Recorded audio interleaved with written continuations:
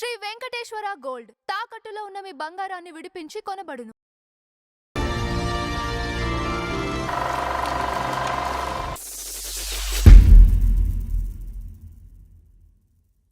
ఇప్పుడు మనం జీవిత గారి గురించి మాట్లాడుకున్నాం. మరి రాజశేఖర్ గారు ఎక్కడ పుట్టారో చెప్పాలి కదా. ఆయన తెలుగువారా తమిళవారా అనేది కూడా చెప్పాలి కదా. మనం ఒరిజినల్గా చెప్పాలంటే అంటే తమిళనాడులో సెటిల్ అయినా కూడా రాజశేఖర్ గారి ఫాదర్ గారు వరదాదుల గోపాలు, భార్య ఆయన భార్య అంటే రాజశేఖర్ గారి తల్లి గారు ఆండాళ్ళు గారు. ఓకే, ఆండాళ్ళు గారు. వరదరాజుల గోపాల్ గారు చిత్తూరు డిస్ట్రిక్ట్ చెందినవాడు పూర్వీకులు. ఓకే, కానీ మైగ్రేట్ అయ్యి తమిళనాడుకు వచ్చారు, సెటిల్ అయ్యారు. ఓకే. ఈయన సబ్ ఇన్స్పెక్టర్గా గుంటూరులో చేశారు.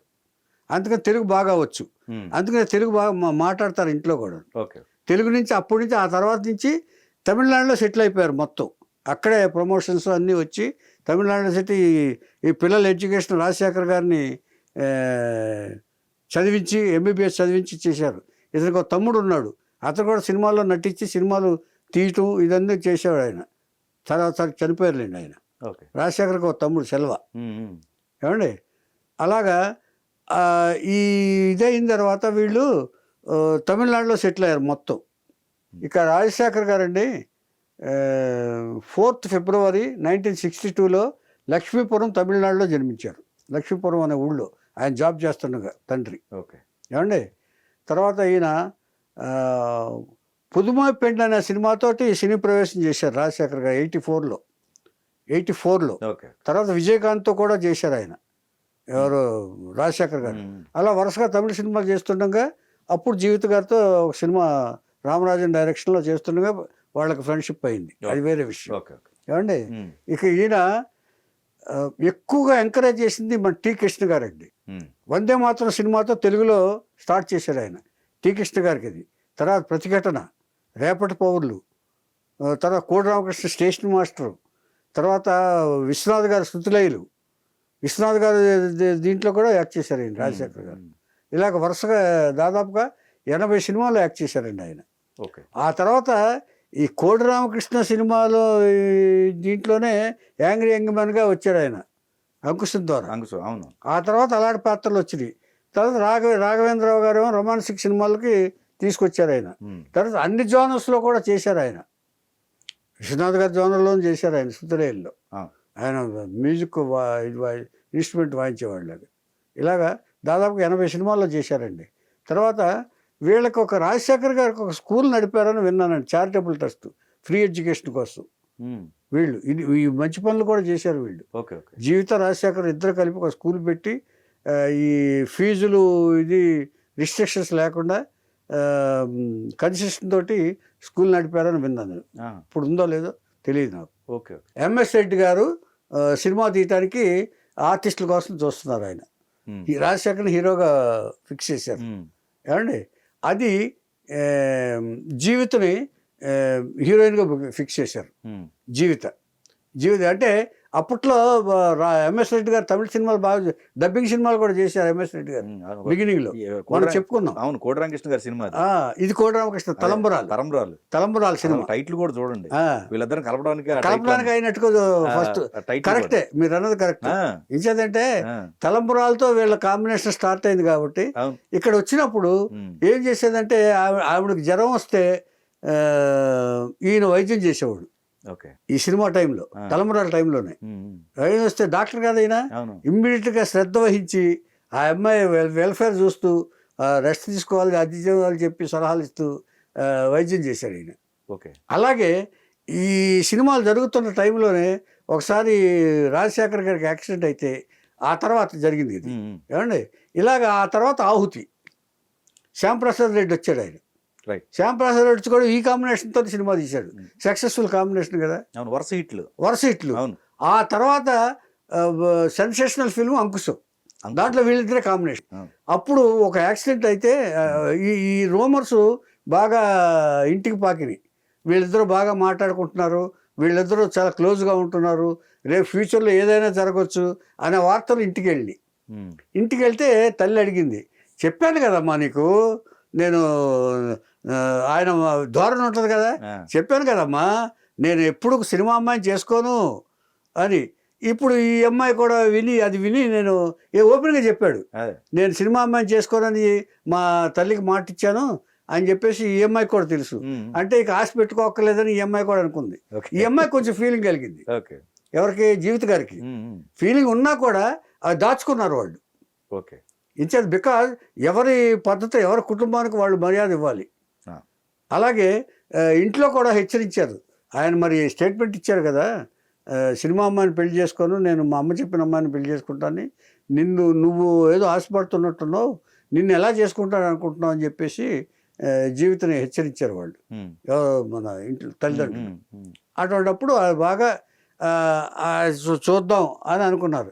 కానీ రాను ఈయన వెల్ఫేర్ చూడటం, బాధ్యతగా చూడటం, ఈయనకి అంటే ఇక్కడి నుంచి స్టార్ట్ అయింది. భార్యాభర్తలు అవ్వకుండానే రాజశేఖర్ గారు ఏం కావాలన్నా వారికి ఏదైనా అవసరమైనా కూడా, ఆయన తమిళు, ఈవిడ తెలుగు, సో మొత్తం ఈవిడ హ్యాండిల్ చేస్తున్నారు ఆయన విషయాలు కూడా ఓకే దగ్గరుండి. ఇంచేతంటే ఆయన అప్పట్లో తెలుగు ఎక్కువ మాట్లాడేవారు కాదు, అంచేత తెలుగు ఈవిడ కాబట్టి, ఈ తెలుగు సినిమాలు ఎక్కువ చేస్తున్నారు కాబట్టి ఈవిడే మేనేజ్ చేస్తూ ఉండేది. ఇలా వచ్చినప్పుడు వాళ్ళకి బాగా ఒక అండర్స్టాండింగ్ వచ్చేసారు వాళ్ళు. ఒక జీవితం నాకు కావాలేమో అని రాజశేఖర్ అనుకున్నాడు. ఈయనే నాకు కరెక్ట్ అని ఈవిడ జీవిత గారు అనుకున్నారు. సో ఇద్దరికి మనస్తత్వాలు బాగున్నాయి, మంచి మనసులు, ఇద్దరు మంచి మనసులు, ఓపెన్ హార్ట్లు. అంచేత ఇది అయినప్పటికీ ఒకసారి యాక్సిడెంట్ జరిగింది. యాక్సిడెంట్ జరిగిన తర్వాత డే అండ్ నైట్ అక్కడే ఉండి ఈవిడ జీవిత గారు ఆయన సేవలు చేసింది. ఇప్పుడు అబ్జర్వ్ చేశారు వీళ్ళు తల్లిదండ్రులు. ఓకే, అబ్జర్వ్ చేసి ఏంటి ఇంత బాగా చూస్తున్నా. అప్పుడు కొంచెం సాఫ్ట్ కార్నర్ వచ్చింది ఇంట్లో. అయినా కూడా ఇంటికి వచ్చిన తర్వాత అడిగారు, ఎరా రాజా, మరి నువ్వు చెప్పావు కదా నేను చెప్పిన అమ్మాయిని పెళ్లి చేసుకుని మళ్ళీ సినిమా వాళ్ళ సైడ్ వెళ్తున్నావేంటి? అమ్మా అనుకున్నాను కానీ జీవిత సినిమా మనిషి కాదు అది చెప్పడం తల్లికి. జీవితాన్ని అబ్జర్వ్ చేశానమ్మా, ఇన్ని సినిమాలు చేస్తున్నాను కదా, దాదాపుగా 5-6 సినిమాలు చేశాను కదా నేను జీవిత గారితో. ఆవిడ సినిమా మనిషి మాత్రం కాదు, నీకు పెర్ఫెక్ట్ కోడలుగా నన్ను బాగా చూసుకుని మిమ్మల్ని కూడా బాగా చూసుకునే కోడలుగా రావటం మాత్రం ఆ జీవితంలోనే ఉంది, జీవితే కరెక్టు అని నా మనసుకు అనిపించిందమ్మా. నన్ను నమ్ముతావా? నేను అబ్జర్వ్ చేసి చెప్తున్నానమ్మా, ఒక్కసారి నీ మాట వెనక్కి తీసుకుని కొంచెం ఆలోచించమ్మా అని చెప్పి. అంటే ఆయన చంటిపిల్లాళ్ళ మనస్తత్వమే ఏదైనా సరే. చూడండి, పేరెంట్స్కి ఇచ్చే విలువ చాలా గొప్ప విషయం, అర్థం చేసుకోమా. అది ఎప్పుడైనా అందుకనే ఇంతకాలం నిలబడింది వాళ్ళ రాజశేఖర్ గారి కాపురం. రాజశేఖర్ జీవిత గారు తర్వాత ఈయనకి ఏ ప్రాబ్లమ్స్ ఉన్నా, ఇష్యూ ఉన్నా ఈవిడే డీల్ చేశారు. కొంచెం హెల్త్ ఇష్యూస్ ఉంటే కూడా రాజశేఖర్ గారికి ఈవిడ భరించిందండి. తర్వాత ఈయన క్షణ కోపం వచ్చేది. కోపం వచ్చి తిట్టేసేవాడంట ఆయన. తిట్టేస్తే వచ్చిన తర్వాత ఆవిడ తెలివిగా ఏం చేసింది, తిట్టినప్పుడు సైలెంట్గా లోపలికి వెళ్ళిపోయింది జీవిత గారు. ఓకే, అంటే అండర్స్టాండింగ్ అంటే అది. భర్త కోపంగా ఉన్నప్పుడు భార్య కోపంగా ఉన్నప్పుడు భర్త కోపంగా ఉన్నప్పుడు భార్య ఒకళ్ళొకళ్ళు అర్థం చేసుకుని సైలెంట్ అయిపోతే ఒకళ్ళు చల్లబడతారు, అరే నేను అనవసరంగా తిట్టానే. ఇది సైకలాజికల్ పాయింట్. ఇది లేదు, ఆ విషయంలో నిజంగా జీవిత గారిని మెచ్చుకోవాలి. జీవిత గారిని ఆవిడ ఓపిక.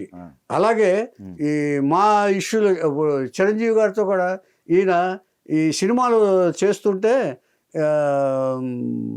రమణ ఠాగూర్ సినిమా లేదు, ఆ ఠాగూర్ సినిమా ఈయన కొన్నాడు. ఈయన చెప్పొచ్చాడు నేను కొంటానని చెప్పి. ఈ లోపల అది చిరంజీవి గారి ప్రొడ్యూసర్స్ కొనేశారు. దాంతో పెట్టుకున్నాడు ఆయన, నేను తీయాల్సింది అసలు ఠాగూరు అని. అప్పుడే చిరంజీవి గారితో చిన్న మిస్అండర్స్టాండింగ్స్ వచ్చింది. అది మధు గారు కదా కొన్నది, ఠాగూర్ మధు అంటే చిరంజీవి గారి కోసమే కదండి. ఓకే, ఇప్పుడు చిరంజీవి గారు చెప్పండి కొంటారా? ఓకే, నేను రమణ పిక్చర్ అని వచ్చింది ఇలా కొంటున్నా, చిరంజీవి గారు చెప్పకుండా, హీరో చెప్పకుండా మధు గారు కొంటారండి? హీరో అనుకుని కదా కొనాలి. అప్పుడు వచ్చింది. నేను చెప్పాను కదా చిరంజీవి గారు కొనిపించారని, చిరంజీవి గారు చెప్పండి చెప్తే కొంటాడా మధు అని ఒక మిస్అండర్స్టాండింగ్స్ వచ్చింది. ఇది కొన్నది ఎవరని కాదండి, ఎవరి కోసం కొన్నారు, ఎవరికి తెలిసి కొన్నారు. తెలియకుండా కొంటారా? హీరోకి తెలియకుండా, హీరోని అడిగే కొంటారు. Okay. ఇలాగ విజయకాంత్ సినిమా బాగా సూపర్ హిట్ అయింది, కొంటున్నాను సార్ అని చెప్పి చిరంజీవి గారితో చెప్పి కదా కొంటారు. Right. ఇమ్మీడియట్గా తీసుకురండి అయితే కొందాం, చేద్దాం అని చెప్పి ఇమ్మీడియట్ డేట్స్ ఇచ్చారు కదా ఆయన. అది ఒక మిస్అండర్స్టాండింగ్. ఆ మిస్అండర్స్టాండింగ్స్ మీద చాలా మాట్లాడడం, అది వాళ్ళు అర్థం చేసుకున్నారు. చిరంజీవి గారు కూడా రాజశేఖర్ని అపార్థమే చేసుకోవాలి. జీవిత చెప్పింది ఆయన మాటలనే పట్టించుకోకండి మీరు అని చెప్పి జీవితం ఎప్పుడు కూడా సేఫ్ గార్డ్ చేసేది రాజశేఖర్ గారు. రాజశేఖర్ గారి మూడ్ని కానీ, రాజశేఖర్ గారి కోపాన్ని కానీ, రాజశేఖర్ గారి మాటలను కానీ ఎప్పుడు కూడా సేఫ్ గార్డ్ తన వెనకాలండి. అందుకనే జీవితం లేకుండా నేను మాట్లాడను అంటాడు ఆయన ఎప్పుడు కూడా చాలాసార్లు. అవును ఏమండి ఇలాగా చేస్తున్నప్పుడు తర్వాత సినిమాలు తగ్గిపోయినాయి కొంతకాలం అయ్యేటప్పటికి. ఏ కారణమైనా కానివ్వండి, ఆయన మంచి ఆర్టిస్ట్, మంచి స్టార్ అని అందరికీ తెలుసు. ఏమండి ఏ కారణం సినిమాలు తగ్గిన తర్వాత సొంత సినిమాలు మొదలెట్టాడు ఆయన. మొదలెట్టిన తర్వాత అప్పుడు ఇది లేదు, మన విక్రమ్ తీసిన సినిమాది ఒకటి రీమేక్ చేశారు, శేషు ఈవిడ డైరెక్ట్ చేసింది. అవును, అది బాగా నచ్చింది. ఆ తర్వాత ఆప్తుడు అని ఒకటి ఏదో సినిమా తీశారు, అది ఫ్లాప్ అయింది. ఆ ఫ్లాప్ అయిన తర్వాత ఇంకో సినిమా తీస్తే 2 సినిమాలు మొత్తం రీమేక్ చేసి ఫ్లాప్ అయినాయి. ఎవడైతే నాకేంటి కూడా చేసినట్టున్నారు కదా. ఎవడైతే నాకేంటి సముద్రం ముందు డైరెక్ట్. అవును, తర్వాత ఈవిడ చేస్తే హిట్ అయింది. అది కూడా హిట్ అయింది. ఆ తర్వాత ఏం చేశారంటే ఇంకో సినిమా తీశారు వీళ్ళు, ఆప్తుడు. ఆ తర్వాత సినిమా ఆప్తుడు అనుకుంటారు. అప్పుడు సినిమా తీస్తే ఏం చేశారంటే ఫిల్మ్ నగర్లో ఉన్న ఇల్లు అమ్మేసి అప్పులు తెచ్చేశారు. అంత డ్యామేజ్ జరిగింది. ఓకే. ఆ తర్వాత ఎవడైతే నాకేంటి అయిన తర్వాత కొంతకాలం తర్వాత ఇంకొక ఇల్లు ఏదో అక్కడ అమీర్పేట మన పంజాగుట్టలో ఎక్కడో ఇల్లు ఉంటే అది అమ్మేసి ఇంకో సినిమా తీశారు. అక్కడే మన కోటేశ్వరరావు గారు అని ఎవరో ఒక ఫైనాన్సర్ ఉన్నాడు, ఆయన కూడా ఫైనాన్స్ చేశాడంట 36 లక్షలు ఎంతమంది. ఇది చేస్తే ఆ ఫైనాన్స్ ఇవ్వలేదని కోర్టుకు వెళ్ళారు, అరెస్ట్ వారెంట్ కూడా వచ్చింది జీవితం వాళ్ళకి. అప్పుడు అదేదో సర్దుబాటు చేసేసి వాళ్ళు అడ్జస్ట్ చేసుకున్నారు. పంజాగుట్టలో ఉన్న ప్రాపర్టీస్ అమ్మేసి ఉన్న ప్రాపర్టీస్ అన్నీ కూడా వీళ్ళ సినిమా ఆర్థిక ఇబ్బందులు వచ్చి అమ్మటమే తప్ప మంచి ప్రాపర్టీస్ ఉన్నాయి వాళ్ళకి. పిల్లలిద్దరు కాబట్టి పిల్లలు. ఆ తర్వాత వీళ్ళిద్దరు ఏం చేస్తున్నారు, శివాని శివాత్మిక 2 పిల్లలు పుట్టారు వాళ్ళు, ఇద్దరు ఆడపిల్లలే. శివాని సినిమాలో ట్రై చేస్తున్నారు, వాళ్ళు ఫుల్ ఫ్లెడ్జ్డ్గా మాత్రం రాలేకపోయారు. అంటే అందరి టైంలో ఒకలాగా ఉండవు కదా. ఒక సినిమా సక్సెస్ అయిందండి, అది దొరసానే. అది సక్సెస్ అయింది అంటే ఫుల్ ఫ్లెడ్జ్డ్గా ఒక ఇదిలాగా రాలే. అంటే వీళ్ళంత రాలేదు, రేమ్స్ రాలేదు. వీళ్ళిద్దరు వాళ్ళకి వచ్చింది అనుకోండి మొత్తం కవర్ అయిపోయేది మొత్తం. ఓకే. ఇప్పుడు ఇంట్లో అప్పులు తీరే అంటారా మీరు? అప్పులే కాదు, ఆర్థికంగా ఇబ్బందులు పడ్డారు కదా. కానీ ఒక వ్యాపారం కూడా చేస్తున్నారని విన్నాను నేను, ఏదో రాజశేఖర్ గారు వాడు సేఫ్గా జీవిత గారు అన్ని కరెక్ట్గానే ప్లాన్ చేసి ఏదో వ్యాపారం కూడా చేస్తున్నారని విన్నాను నేను. అంటే ఇప్పుడు బాగానే ఉన్నారు వాళ్ళు, కాబట్టి ప్రశాంతంగా ఉన్నారు. ఎందుకంటే ఇక సినిమాల మీద తనని గుర్తించలేదన్న ఇది, ఆ తర్వాత తను అనుకున్నంత స్థాయి రాలేదు, ఇప్పుడు చూపించట్లేదనే దీంతో విరక్తి చెందారని కూడా విన్నాను నేను రాజశేఖర్ గారు. మొన్న సినిమా అయిందండి, మొన్న సర్వానంద్ కాంబినేషన్ లో సక్సెస్ అయింది. మొన్న ఇది చేశారు, అదొక లైఫ్ అయింది. కరెక్ట్. ఆ తర్వాత ఆ సత్తార్ దాంట్లో డైరెక్షన్ లో గరుడు వేగ కూడా చేశారు ఆయన. అవును, అది బాగానే పోయింది. దాంట్లో వీళ్ళ ఇన్వాల్వ్మెంట్ కూడా ఉంది, ఫైనాన్షియల్ ఇన్వాల్వ్మెంట్. అంచేత అలాగా మొన్న ఇప్పుడు శర్వానంద్ సినిమాలో చేశారు కదా, అలాంటి క్యారెక్టర్స్ బోల్డ్ అని వస్తాయి. ఇప్పుడు వస్తే మళ్ళీ రాజశేఖర్ గారు యాక్టివ్ అవుతారు. కరెక్ట్. ఇంచేతంటే కుటుంబ బాధ్యతలు అయిన తర్వాత జీవిత గారు 37 సినిమాలు చేశారు మొత్తం. హీరోయిన్గా కానివ్వండి, తమిళ్ కానివ్వండి, తెలుగు కానివ్వండి, సెకండ్ హీరోయిన్ కానివ్వండి, ఏదైనా కానివ్వండి, 37 సినిమాలు నటించాక ఇక రాజశేఖర్ని చూసుకోవడం కోసమే సినిమాలు మానేశారు ఆవిడ. అదొక సాక్రిఫైస్ ఆవిడ, భారీగా ఆవిడ చేసిన సాక్రిఫైస్ అదొకటి. కానీ ఇక్కడ వీళ్ళండి మంచి హిట్ కాంబినేషన్ కదా. తర్వాత టైంలో అయినా సరే మళ్ళీ కొన్ని సినిమాలన్నా చేయాల్సింది వీళ్ళిద్దరు కాంబినేషన్ లో. అంటే ఆవిడ డైరెక్షన్ లో సైడ్ మళ్ళీ వెళ్ళారు కదా ఆవిడ, ఎప్పుడు లాంగ్ కదా మధ్యలో. తర్వాత సినిమాలు చేయాల్సిందంటేనంటే ఎవరో ఒకళ్ళు మెడలో గంట కట్టాలి కదా సార్. ఎవరో ఒకరు తీసుంటే డెఫినెట్ గా బాగుండేది. ఓకే. అంటే వాళ్ళు తీయటానికేమో ఆర్థికంగా ఇబ్బందులు పడుతున్నారు. ఇప్పుడు కాదు నేను చెప్పేది, మిడిల్లో బిగినింగ్ లో అన్నా కూడా అంటే ఒకటిలేండి, అలా చేయటానికి కూడా కొంత ఒక సినిమా ఏదన్నా డల్ అయితే ఆ తర్వాత ఆలోచనలు మారిపోతాయి. ఓకే. బిగినింగ్ లో కూడా అదేలే సినిమా తీసినప్పుడు ఒక సినిమా ఇప్పుడు అవకాశాలు ఇప్పుడు రాజశేఖర్ గారి కొంచెం స్లో డౌన్ అయిన తర్వాత ఈ ఆలోచన రాదు ఇక తెద్దామని. స్లో డౌన్ అయిన తర్వాత ప్రేక్షకుల్లో ఒక ఇది రాలేదనుకుంటా అని అనుకుంటారు కదా. అదేలేండి. అందుకని సినిమా తీయడానికి డేర్ చేయరు. పైగా ఆడపిల్లలు ఉన్నారు, పైగా జీవిత గారు అవి కూడా ఆలోచిస్తారు కదా. ఇంచేతంటే ఒక విషయమే కాదు, ఇప్పుడు రాజశేఖర్ గారి విషయమే కాదు, పిల్లల గురించి కూడా ఆలోచించాలి. మొత్తం ఆడపిల్లలు ఉన్నారు, 2 ఆడపిల్లలు, వాళ్ళు బ్రాటప్ చేయాలి. వాళ్ళు బ్రాటప్ చేయటంలో ఆ కాన్సన్ట్రేషన్ ఉండొచ్చు ఆవిడ. సో ఎనీవే వాళ్ళిద్దరు ఇప్పటికీ ఒక అర్థవంతమైన కప్పులుగా వాళ్ళు సినిమా ఇండస్ట్రీలో జీవితాన్ని సాగిస్తున్నారు. వాళ్ళంత అండర్స్టాండింగ్ కప్పులు ఇంకొకళ్ళు ఎవరు ఇంతవరకు కనపడలే నాకు. ఇంచేతంటే అప్ అండ్ డౌన్స్ ఉంటాయి సంసారంలో, వాటన్నిటిని కూడా ఓవర్కమ్ చేసి సంసారం చేస్తున్న వాళ్ళు రాజశేఖర్ గారు, జీవిత గారు. పైగా ప్లస్ మైనస్లు అన్నీ కూడా జీవితంలో వాళ్ళు అనుభవించినా కూడా వాళ్ళలో ఏమీ మార్పు రాలేదు, వాళ్ళ ఆలోచనలో మార్పు రాలేదు, వాళ్ళ అన్యోన్యతలో మార్పు రాలేదు, వాళ్ళ సంసారంలో మార్పు రాలేదు. కరెక్ట్. ఇది జీవిత రాజశేఖర్ గారి అయితే ఇక్కడ బంధానికి. అదే అయితే ఇక్కడ ఈ కొన్ని ఇప్పుడు పార్టీ అప్పుడు అనుకుంటా ఈ చిరంజీవి గారి ఫ్యాన్స్ అటాక్ చేశారు. అంటే ఇవన్నీ మామూలేనండి. ఎందుకు చెప్పండి, నేను ఇక్కడ అంటే ఒకటండి, అది అభిమానం, మూఢాభిమానం అండి. ఏదున్నా ఇప్పుడు అటాక్ చేయటం అనేది అది క్రైటీరియా కాదు కదా. ఇప్పుడు ఒకళ్ళ మీద అభిమానంతో మరొకళ్ళ మీద అటాక్ చేయటం అనేది ఎంతవరకు కరెక్ట్? దానికి ఇక్కడ మెచ్చుకోవాల్సింది చిరంజీవి గారు కూడా వెంటనే వెళ్ళి వాళ్ళతో మాట్లాడారు. చిరంజీవి గారు చాలా పెద్ద మనసుతోటి వాళ్ళని అండర్స్టాండింగ్ చేసి ఏదన్నా అవసరమైతే కూడా వాళ్ళకి ఏదో హెల్ప్ చేశారని కూడా విన్నాను నేను. ఉన్నారు ఆయన సపోర్టివ్గా ఆయన చెప్పుకున్నారు ఆయన ఎందుకంటేనండి ఒక స్థాయికి వచ్చిన తర్వాత అంటే ఇలాంటి చిన్న చిన్న విషయాలు పట్టించుకోరండి చిరంజీవి గారు లాంటి వాళ్ళు. ఎందుకంటే ఒక పెద్ద మనిషి తరహాలో ఇండస్ట్రీకి పెద్దగా వ్యవహరిస్తున్న టైంలో ఇలాంటి చిన్న చిన్న గొడవలు ఎంచేతంటే స్టేజ్ మీదే రాజశేఖర్కి ఏదైనా మాట్లాడితే వాళ్ళేం మాట్లాడలే. చిరంజీవి గారు కూడా కొంచెం అసంబద్ధంగా ఏదో మాట్లాడారని అప్పుడు అనుకున్నా వాళ్ళేం రియాక్ట్ అవ్వాల. రియాక్ట్ అయితే ఏమవుతుంది, డబుల్ అవుతుంది. అక్కడ మళ్ళీ జీవిత గారు చెప్పారు అదంతా. కానీ అక్కడే ఆ అటాక్ లో మాత్రం వాళ్ళు మూర్ఖంగా కొంచెం పెద్ద రాయి అనుకుంటా అండి, రాయి కూడా ఏదో పెద్దది వేసినట్టున్నారు.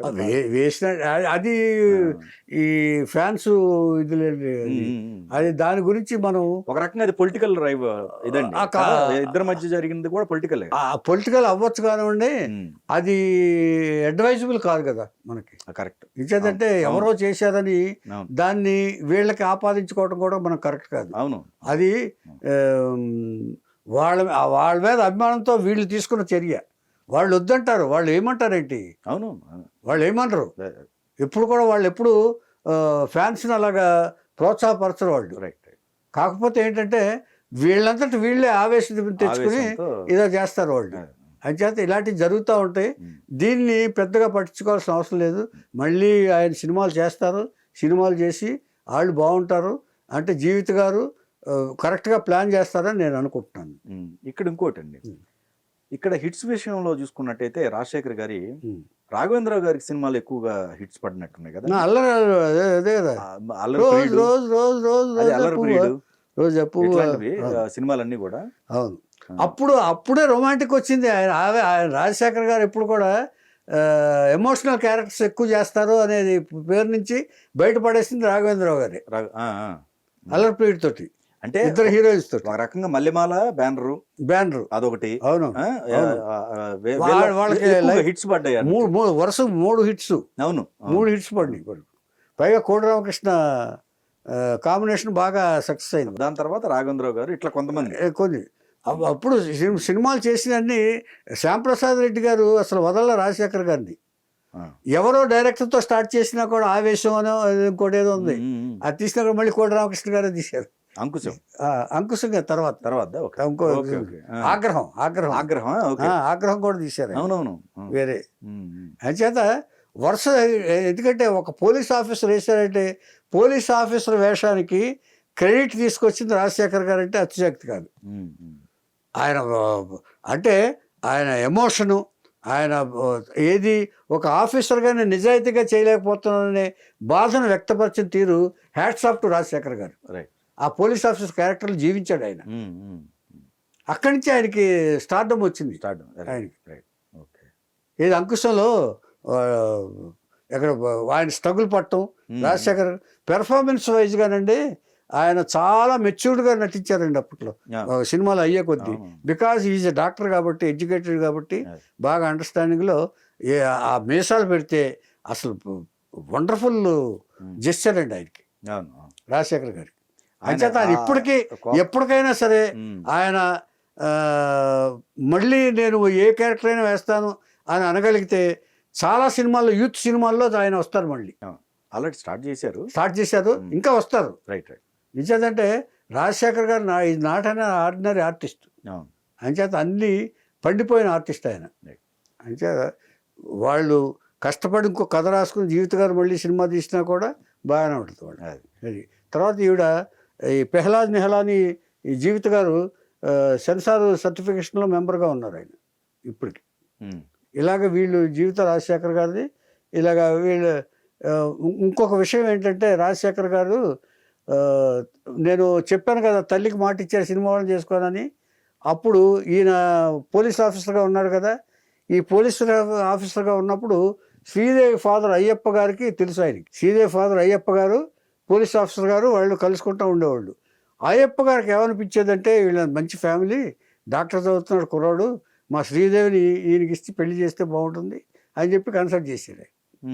చేసినప్పుడు తల్లికి ఇష్టం లేదు, రాజశేఖర్ గారికి ఇష్టం లేదు. ఏమ్మా చెప్పుకున్నాం కదా మనం, నువ్వు అన్నావు కదా సినిమా వాళ్ళు పెళ్లి చేసుకోవద్దని, ఇప్పుడు మళ్ళీ సినిమా వాళ్ళని పెళ్ళి అంటే ఎలాగమ్మా, శ్రీదేవిని నేను చేసుకోను అన్నాడు ఆయన. ఫస్ట్ సంబంధం రాజశేఖర్ చేసుకోవాల్సి వచ్చింది. అవును, ఓకే. అది కూడా ఆ తల్లికి ఇచ్చిన మాట కోసం నో చెప్పాడు ఈయన. Okay okay. అంటే కంప్లీట్ తల్లి మీద గౌరవంతో బతికాడండి ఆయన. ఐ మీన్ మెయింటైన్ చేశాడు. ఆ తర్వాత కూడా తల్లిని కన్విన్స్ చేసుకున్నాడు తప్ప ఎదిరించి చేసుకోవాలి. ఇందులో మనం గ్రహించాల్సింది ఇదొక ఇష్యూ ఉంది. మన శ్రీదేవి రాజశేఖర్ భార్య కావాల్సిన లెక్క ప్రకారం అయితే ఆయన లాయరు, ఈయన పోలీస్ ఆఫీసరు, ఇద్దరికి ఇలాగా కనెక్షన్ పెట్టుకుందాం అనుకున్నారు. ఇది ఇలాగ రాజశేఖర్ గారు ఇలాగా జీవిత గారి దాంట్లో చెప్పుకున్నాం కాబట్టి రాజశేఖర్ గారు ఇది ఈ చరిత్ర అది.